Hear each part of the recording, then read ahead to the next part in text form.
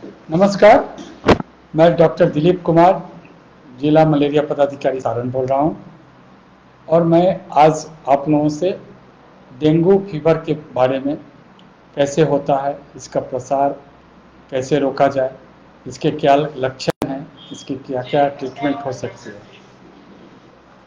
मैं सबसे पहले बताऊं, यह एक आम संचारी रोग है जो मच्छरों के द्वारा फैलता है और मच्छर के काटने से फैलता है। तो हमें पहले यह देखना होगा कि मच्छर का रोकथाम कैसे है।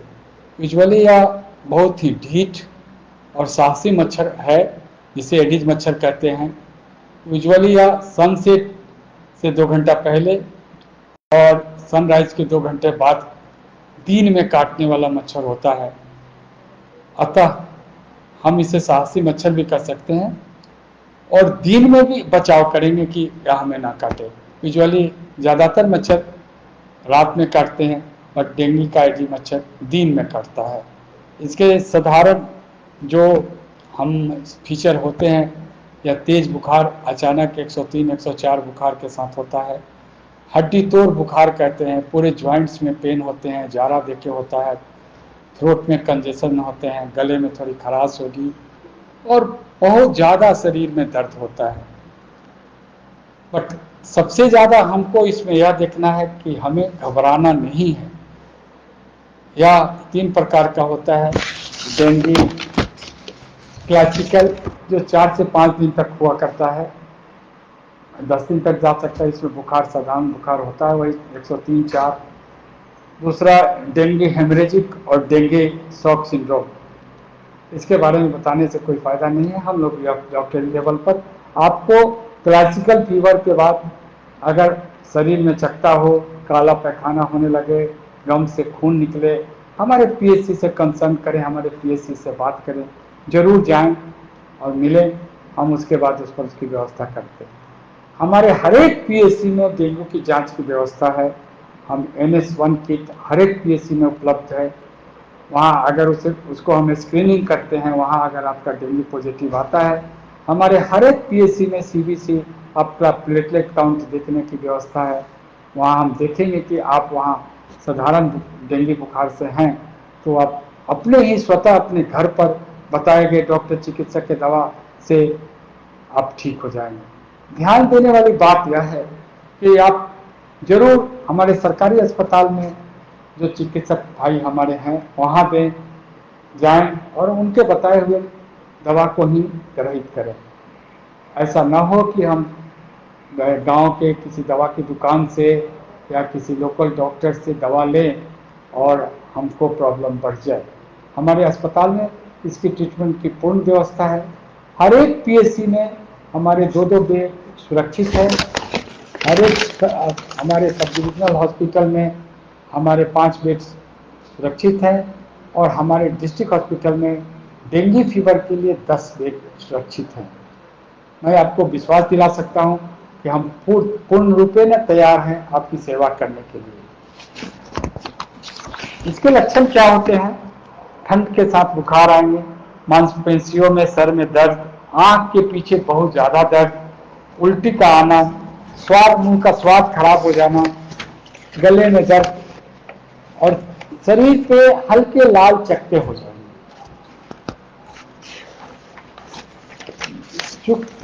चूंकि यह स्वयं ठीक होने वाला रोग है, इसलिए केवल लक्षणिक दवाई सिम्टोमेटिक ट्रीटमेंट करते हैं। इसमें एंटीबायोटिक का कहीं रोल नहीं है। किसी दुकान से पूछ के आप अपने मन से दवा नहीं खाएं। हमारे सरकारी अस्पताल के बताए हुए लक्षण, बताए हुए ट्रीटमेंट को ही फॉलो करें। ज़्यादा से ज़्यादा पानी पीना है हमें, ज़्यादा से ज़्यादा हमें हल्का खाना खाते रहना है। किसी भी परिस्थिति में मसालेदार भोजन को अवॉइड करना ही उचित रहता है। हम उसे किसी परिस्थिति में न लें, पानी पीते रहें। रोकथाम के लिए मैं आपको बताऊं कि रोकथाम 2 तरह से करेंगे। एक, मच्छर का प्रजनन रोकें, दूसरा अपने आप को काटने से बचाएं। मैंने आपको बताया कि यह स्वच्छ पानी में रहने वाला मच्छर है, स्वच्छ जल जमाव जहाँ होता है तो मच्छर है।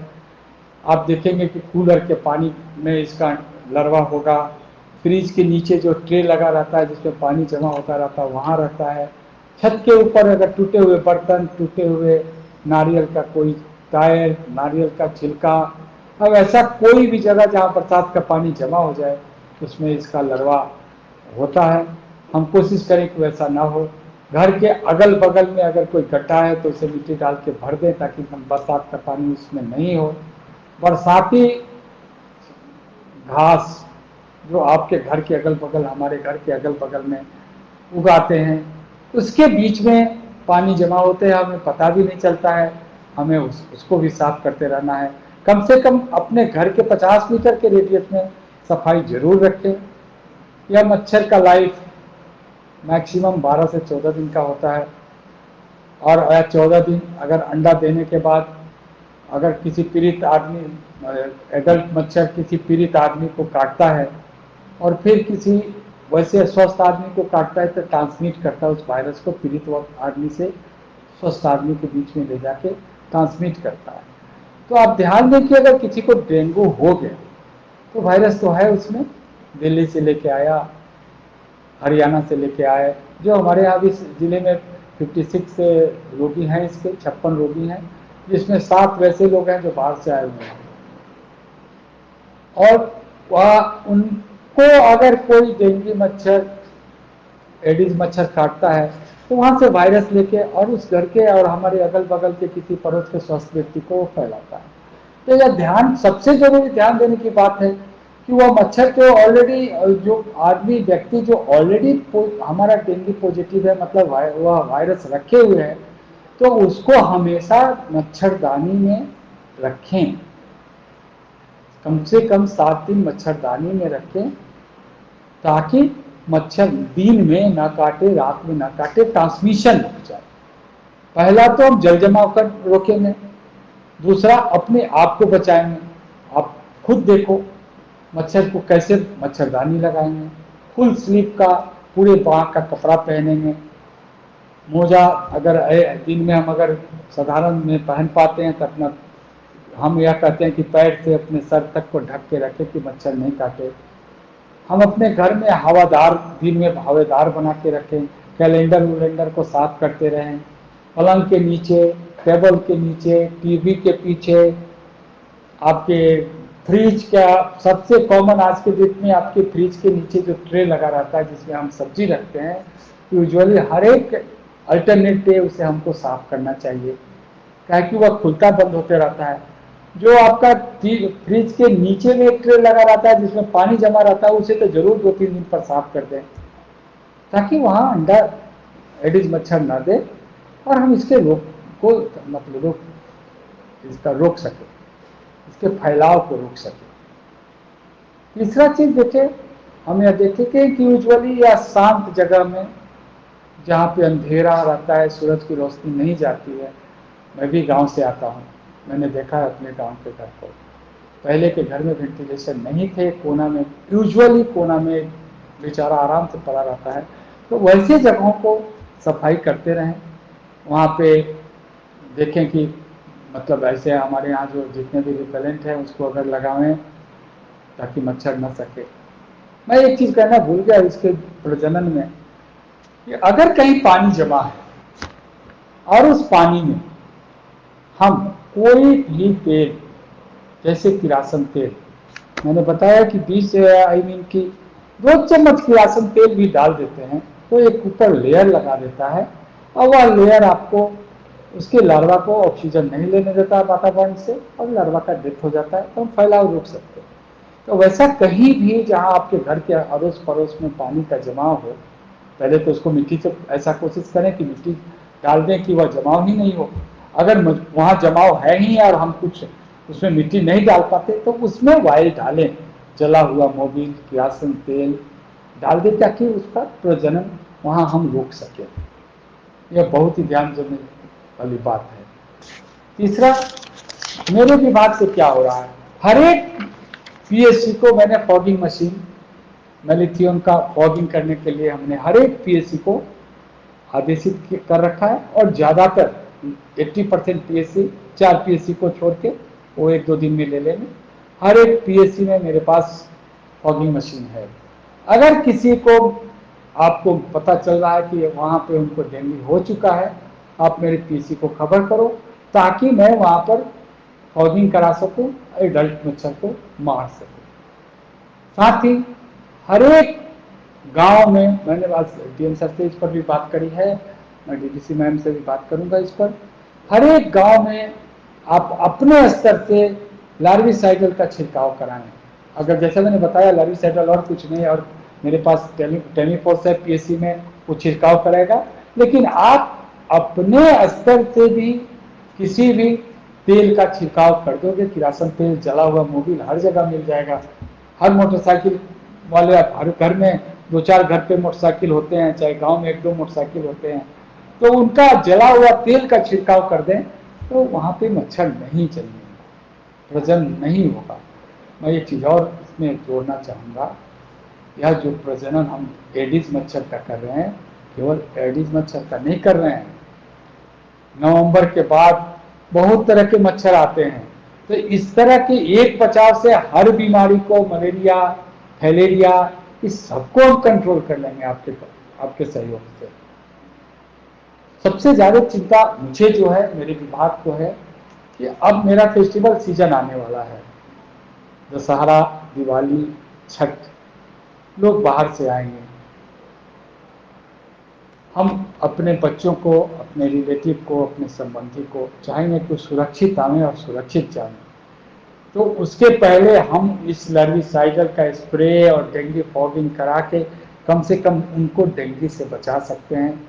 और ऐसा अगर कोई ग्रसित होकर आते हैं तो उनको भी मच्छरदानी लगा के सुरक्षित रखें ताकि उनसे ना फैले, इस पर ध्यान रखेंगे।